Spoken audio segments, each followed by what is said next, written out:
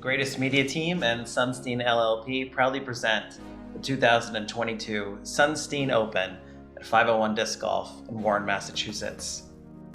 I'm Steve Abreu from Sunstein, and with me is Mr. Massachusetts Disc Golf, our tournament director, Raivis Markons-Craig. How's it going, everyone? And this was Memorial Day weekend, 2022 at 501. We had pretty good weather, but as you'll see, it started to turn about halfway through this round. Don't let the drone fool you guys. This is on the AM day from the drone, but we had a great day to start, but then it got a little rainy on us. But we had some great players, some of the best in Massachusetts and some of the best in New England, I would say. Starting off with Kyle Moriarty, one of the highest rated players that you'll see on the card, 1013 rated, sponsored by Discgolf Pro. We got Nick Carl, who joined us from Virginia. Great to see him. Always. I know you've been working with him a little bit personally too. Yep. We'll talk about that. And Josh DiBattista, maybe you know him, maybe you don't. Coming from Maine, solid player, one of my favorites, very smooth. You're going to see some great putts and some great action from him. And then Chace, leading the pack, or actually tied with the pack, with Nick Carl at -10, and then Kyle Moriarty is at -8 along with Josh DiBattista. Mr. On the rise, young gun. Excited to see him play. Yes, I mean, he's been on a tear, and we're going to see some awesome throws from him. So hole one is a par 3, 360 feet, straight out of a small gap, which the players should be able to negotiate, and then turning a little bit left to right to the blue basket. Yeah, big, kind of a bomber turnover, but if you're ready and you're warmed up, it should be almost a gettable two for most of these players, I would say. And huge shout out to Bentwater Brewing for sponsoring this one. You're going to see a bunch of replays from the sponsors incorporating into the Sunstein Open. So, all right, here's Nick leading us off. Tied for the lead, shot 10 down in the first round. 368 feet, and it averaged 2.94. He's sort of right up there, pin high, but leaving himself 45 feet short or so. And here's Chace, also tied for -10. Throwing his PD. Sponsored by Discmania. He won the Combine with Dylan Capiccioli, great player. And kind of pin high, but at least give himself a look.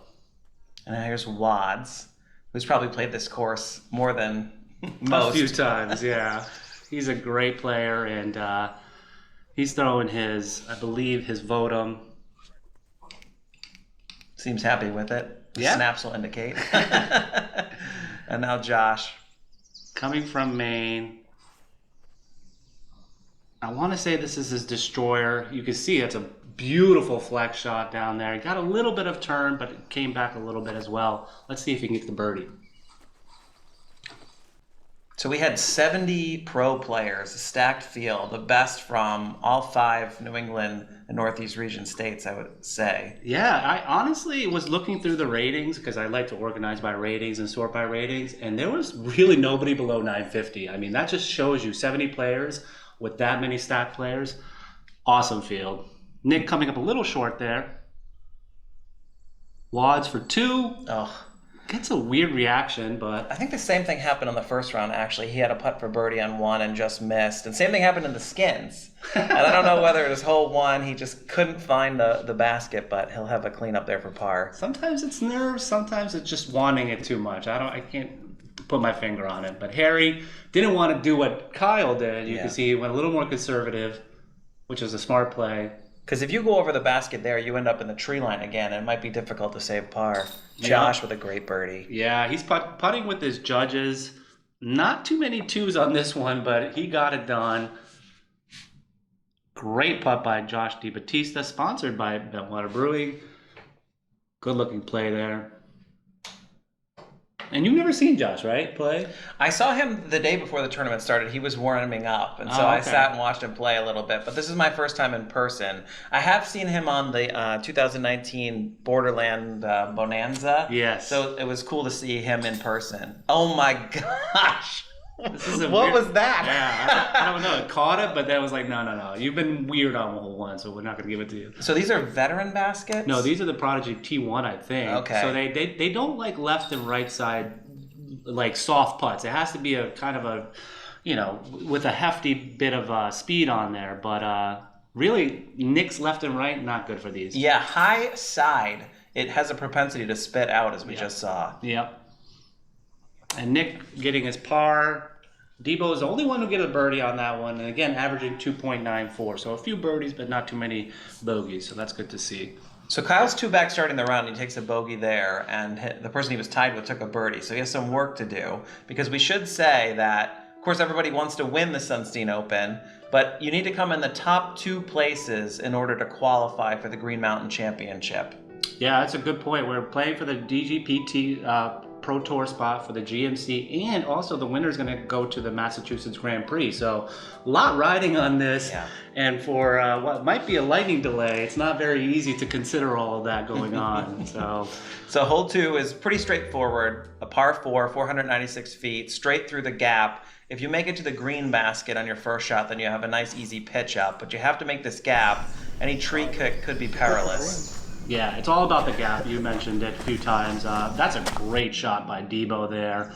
And this averaged 3.66, so I think it's for a signature hole. A lot of people like it, meaning they're going to get birdies on it.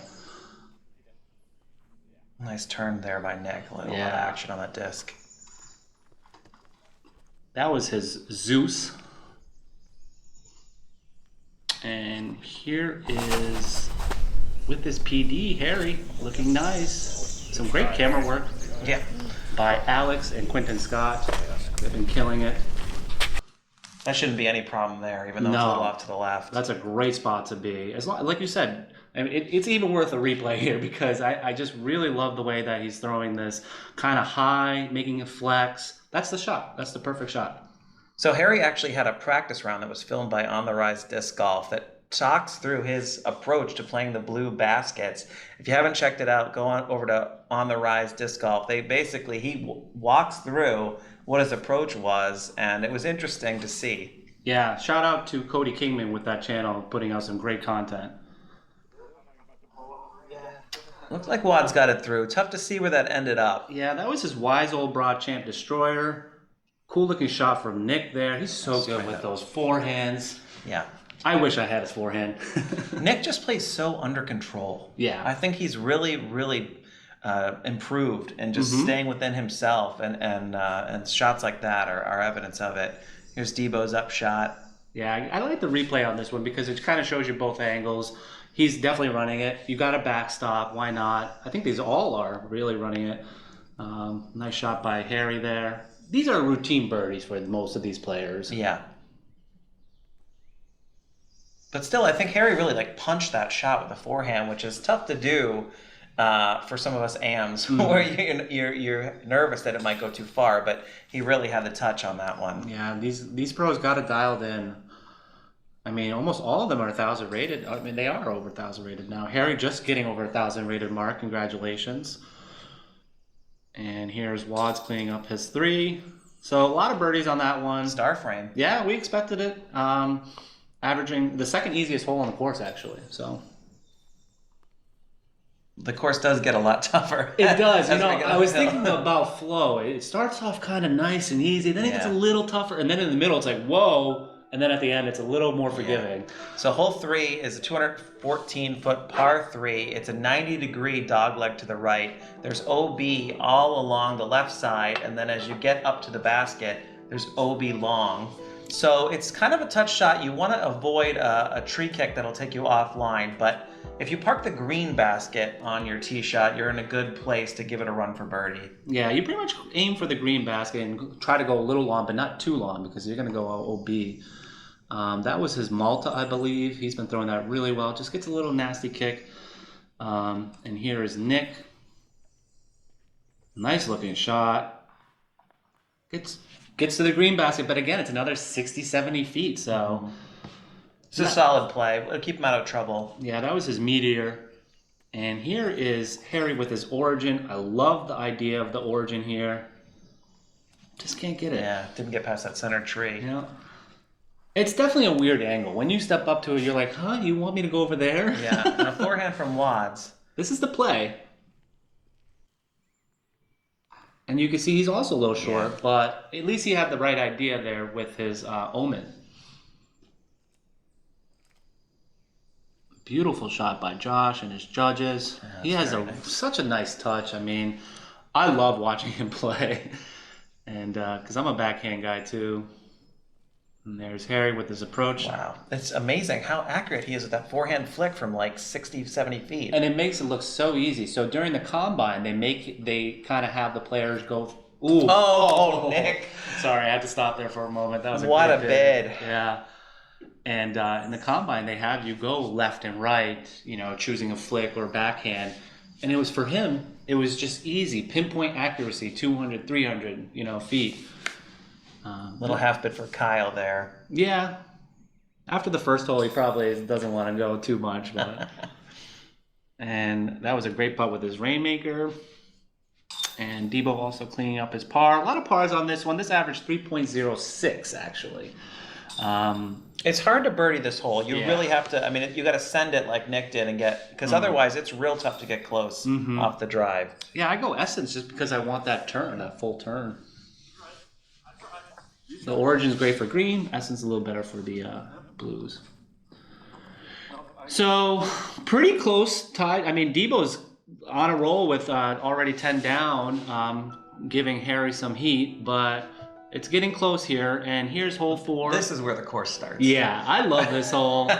We're going uphill. Oh, man. And also, the reason why I think the course starts getting harder is because the pars are a little tougher, right? Yeah. So now, it says 332, but it plays 450, all of 450, right, while going uphill.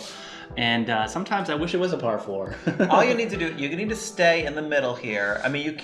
You're almost never going to get all the way to the blue basket on the drive. We'll see what these players do. Yeah. But if you're 70, 80 short in the middle, then you can take another run at it, be patient about it. But otherwise, if you hit a tree and you're off, you can be in real trouble, but that is absolutely laced. Yeah, that was filleted. That was his Calvin Destroyer.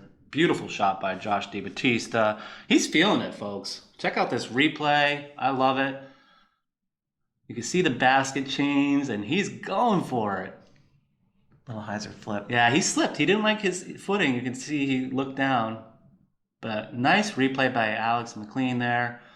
Skipping for extra distance and a look. That's pretty great. That's how to do it, though. And here's Nick Carl. Oh, no. Yeah, he didn't like this one bit. That was a Zeus. There might have been some bleeps that I had to delete from there, but, sometimes that happens. This, at risk of stating the obvious, the hole gets a lot harder from that middle clump of trees because, first of all, he has to find a way out, and then he has to hope that his out doesn't roll back down the hill. Yeah, and pitching out is not as easy as it looks either. And Harry shot his DD3. Here's Wads. Take a look at this. This is a smush wraith.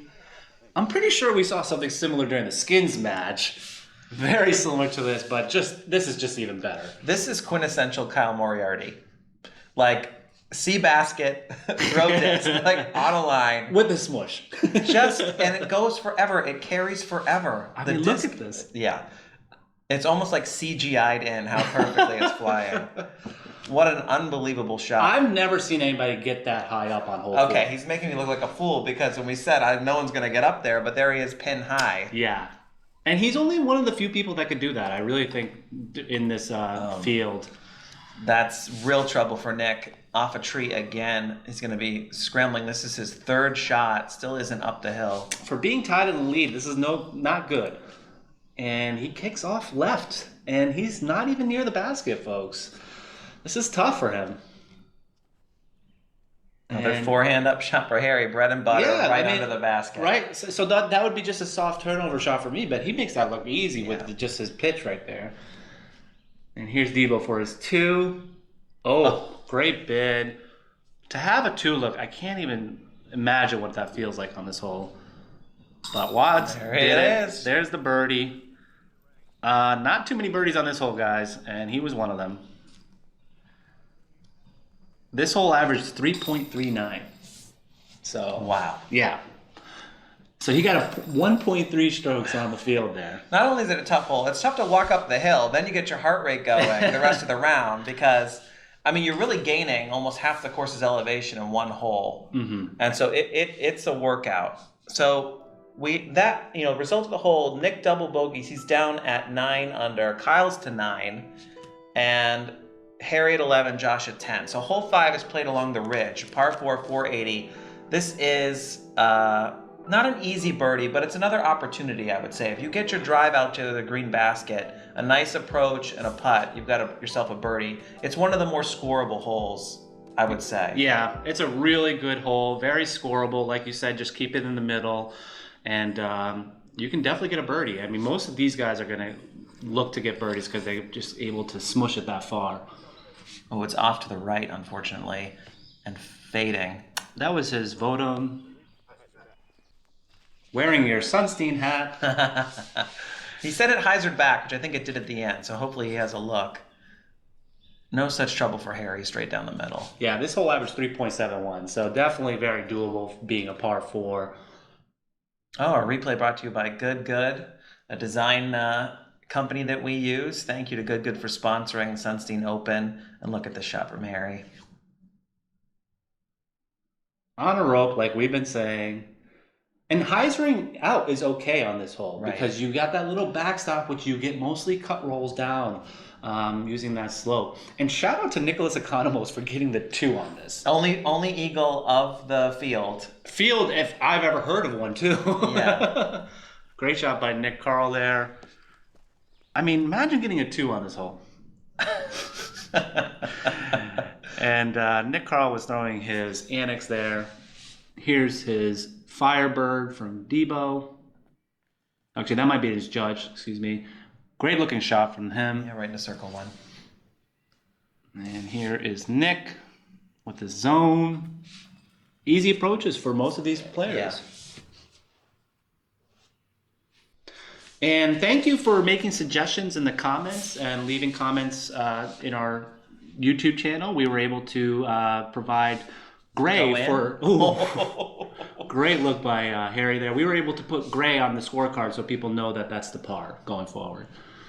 Now, Harry threw a backhand there. I mean, he's just like silky smooth from both. That's rough from Wads. Please stop.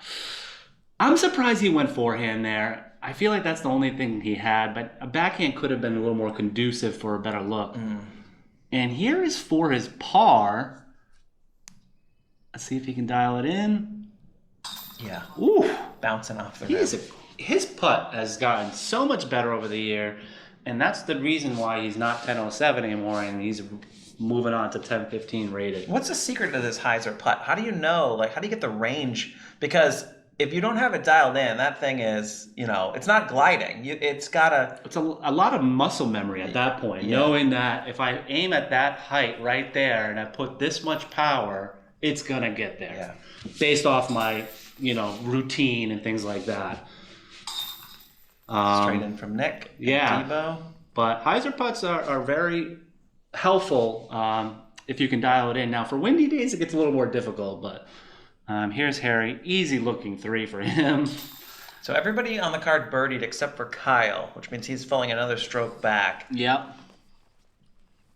And we get to some of the hardest holes on the course now. This is where it gets a little trickier, and the pars are, you can almost say they should be par 4, some of these, but they are really good holes in terms of just challenging you, making sure that you play it smart.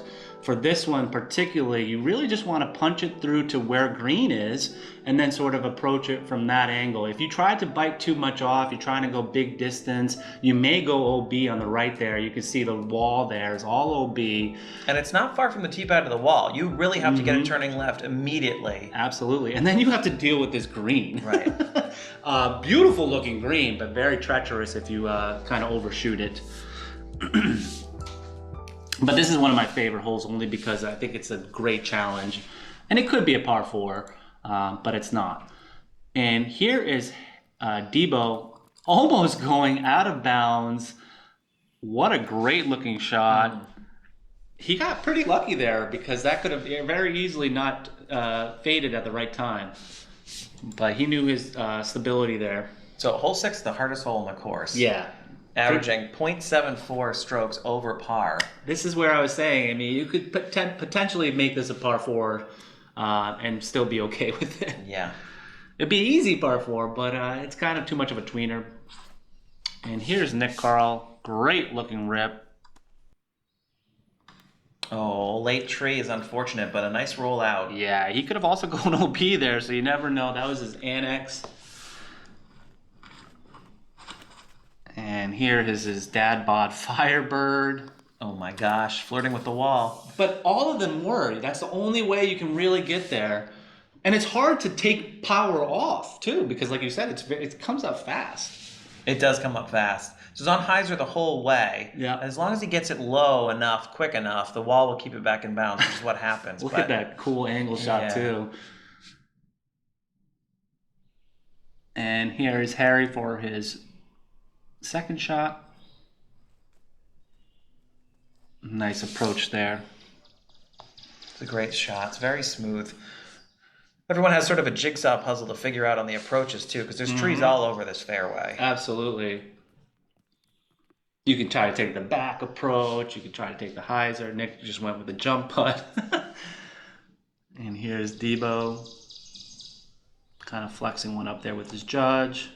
And you can get some weird reactions with these rocks, so you really want to go before the rocks and then just kind of have a layup. I think they were talking about the meter there from the wall. Oh, ooh, that's a good tree probably, because that was gonna. Yeah, I'm surprised he faded that one out. Yeah. All right, needs this. Really does. Keeps it going. Yep. Nice putt. Now there wasn't a single 2 on hole 6. I mean, 2 feels like an eagle. Let's be real. Right, for sure.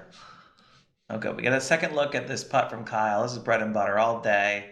Edge of circle. Back-to-back nice hyzer putts. You were just asking about that. And that one, he knew to aim at the right spot. And as long as you hit in the right chains, it should catch. Here's Harry. Great pars from these guys. I mean, average 3.76. This is, a 0.76 strokes. Yeah, they're picking up strokes on the field for sure. But not against each other. Because But that's been sort of the theme of this lead card. They've sort of been kind of close together and really kind of taking the edge on the rest of the players. Sure. So at 12, 11, 10, 9, they're each within a stroke with each other. That 11 under right now is the line to qualify for the Green Mountain Championship. 12 is the line to win the tournament. Everyone is right there. There is, 10,000 trees on this course that could jumble the scores up. But right now we have a tense opening 6 holes. So a third of the course done. Hole 7, par 3, 395. You've got to get the disc moving left to right. Huge. And it's down this alley. It's a tricky tee shot because, I mean, do you throw forehand here? You almost never throw forehand. It's cut off too much for a forehand. You almost have to go backhand and let it just fade back if you trust it. But these trees right in the middle. I know, you have to go around it though. Watch, see, this is, ooh, wow. He cut it a little, yeah, I don't think he meant to do that, but check out this ace line almost.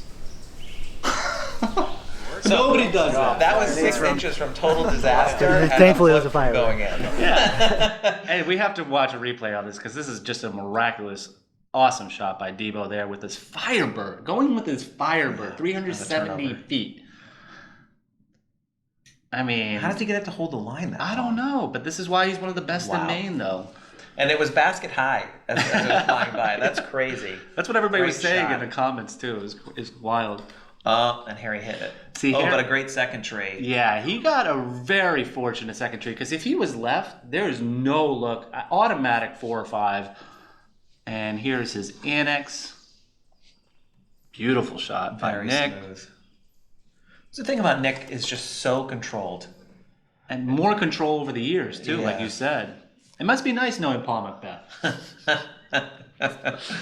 But Paul Macbeth was not here. I know. Nick Carl was throwing these shots, and they're nice-looking shots. He's just within himself, composed. Yeah. I mean, he took a double bogey earlier, but he's fighting back on every hole. So. Yeah, and that was a great-looking rip. That was the right disc, the right movement. Everything about that was right. And here is Wad's. His is not going to tip as much, and he was going with the Vodum. And we're searching for it. You know, Kyle has that weird follow-through where he sort of kicks that right foot out. Yeah, if he doesn't know, if he doesn't like it, if he's watching it. We should say that the weather is threatening right now. So at this point, you're out playing, and I'm at Tournament Central, and there's rumbles of thunder, and I'm a lawyer. I'm worried about liability. Right. And you're a tournament director worried about getting this tournament in. And we're texting each other saying, like, should you call it? What are we going to do? Yeah, it was very stressful, but we made the right decision because we held it off as much as possible until the lightning was coming through near us. And here's Nick for his 2. Get in. Oh! Sit. Yeah, there's a little bit of a roll down there. That's rough. You could see his face. He really earned that, and it was not paid. Yeah. So here he is on a comebacker. The price you pay sometimes. And that's those chains again, high side chains. Yeah, I think any of our best would have caught that one. That's really brutal. But yeah, this is where actually the rain started. You can hear it, right? And, you know, I didn't want to call it until we had absolute certainty that the lightning was going to come by and it's going to stay. Because that was the biggest thing. We saw blobs of it, and we couldn't really get back out there until those blobs were finished. And here's Wads for his, I believe, his deuce. Kyle got a 2. Unbelievable. What a 2 on that hole. Because 2 of his card mates are taking bogey. Yeah, and here's Debo for his deuce look. What's up with that? Can you put a trademark so T1s can catch a little better somehow? It is rough. I don't want to complain about the baskets. And 501 Disc Golf is an amazing course. Oh, absolutely. But these are not my favorite baskets. Because I had that happen to me in the Amside tournament a couple times. Yeah. And it doesn't feel good at all. No, it doesn't. And here's Dylan. And that hole averaged 3.4. This is when we started to figure out what's happening with the delay, and this is when I called it right before hole 8. They were just making sure. Well, it's good that they finished the hole, right? So they didn't have to mark and come back in the middle of the hole. They're starting with a tee shot again. Yeah. So that's a good thing, right? I mean, I assume as a player, you want to finish a hole at least. Absolutely. It makes you feel better about it. Makes you making sure that you don't have to think about that putt or anything like that. Here's hole 8. Shorty, a must get for these guys. Pretty straightforward putter shot, just really straight. And it's downhill, and the green's not that big, and you can fly this green, and then you're stuck in the woods behind it. So we're through the lightning, but it's still raining, as you can tell. Yeah. and the delay was 3 hours long. We were in the parking lot for 3 hours. So these are the first shots after that delay. And here's Kyle. Longest delay of my life as a TD or even as a player, honestly. But Kyle, comes back out, marches back up the hill to hole 8 and parks it. Yeah, that's what Kyle does. He's a leader. I love it. Little foliage there for Josh. With his judge. And dump out to the left. He'll have a long look. Yeah, if he can hit that would be a good little momentum boost for him. And here's Harry. Check out this shot. Oh, it looks like he should have gone in. What did it hit? It hit the cage? Watch this replay. All right. We'll see. Thank you to Metter Media for sponsoring, and let's check out the Metter Media. This is his C-line P2. What a beautiful shot. Look at this line. I mean, it's on it the whole time. Premium plastic putters. Yeah. Just goes over it. Okay, so he missed... And it hit a tree on the back end. Yeah. Okay, it looked like it had hit the basket. I agree, and that's why we had it for the intro. And here's Nick Carl. I like that shot. Perfect. Yeah, easy. That was his Luna. So we should say Harry and Josh are now tied for the lead because Harry bogeyed 7.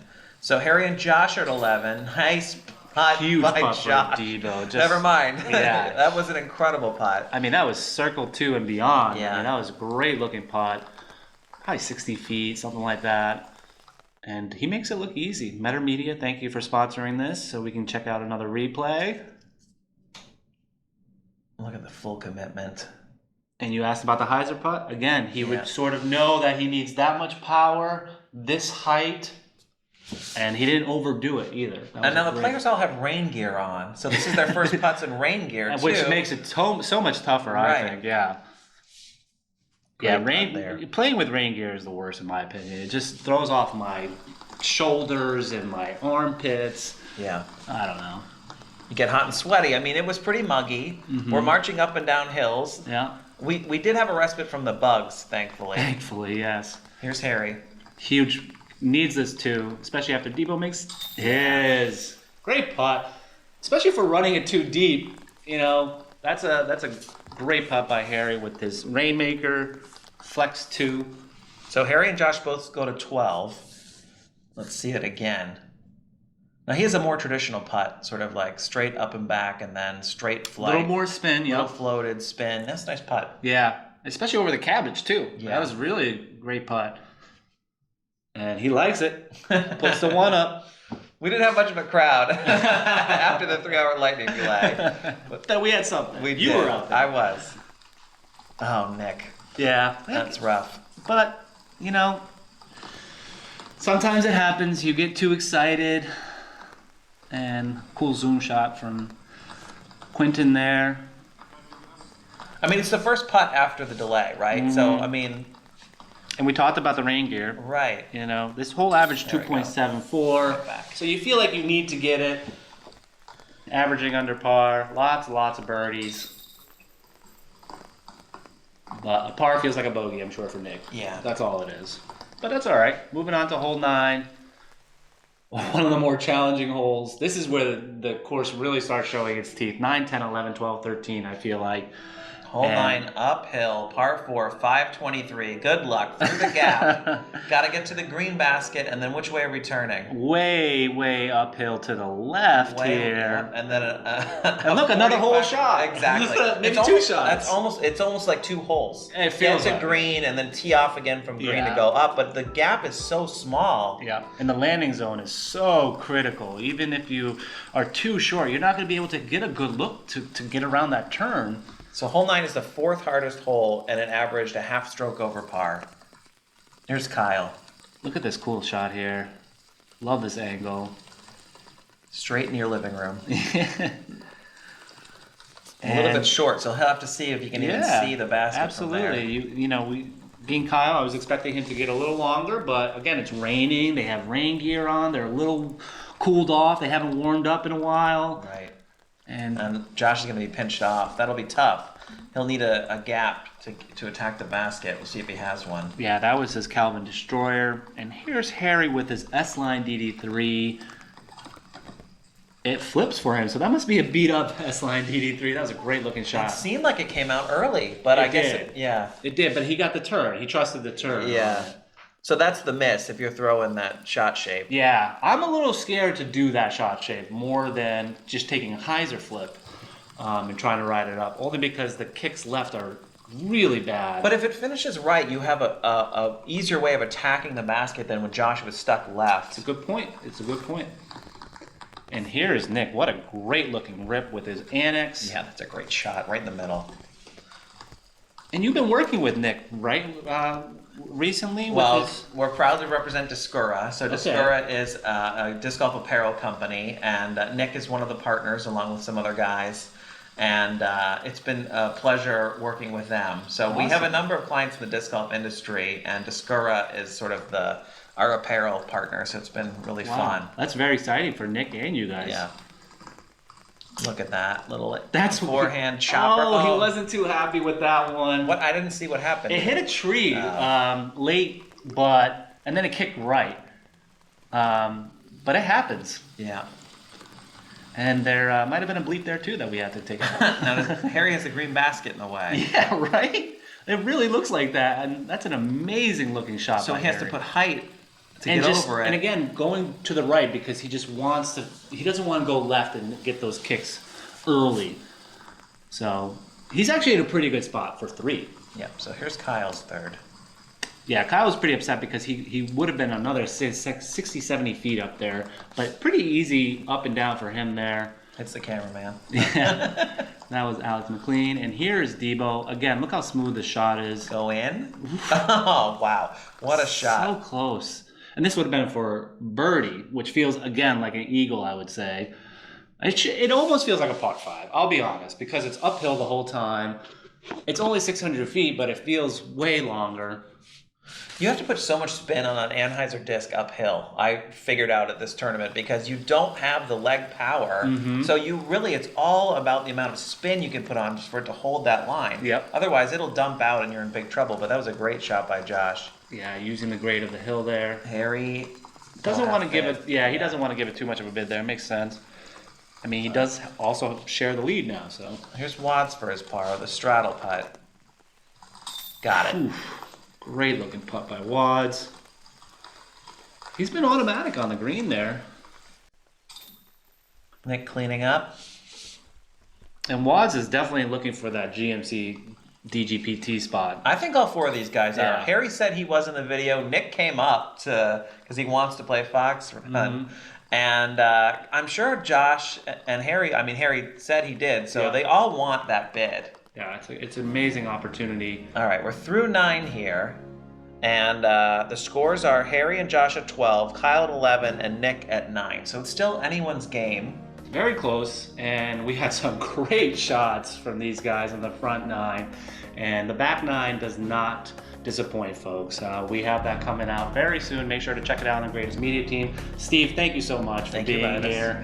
Sunstein has been killing it. Thanks for adding all the cash that you guys been adding with the sponsors too, and huge thank you to Quinten Scott, Alexander MaClean, as well as Keith Lincoln, who's been helping out with the music.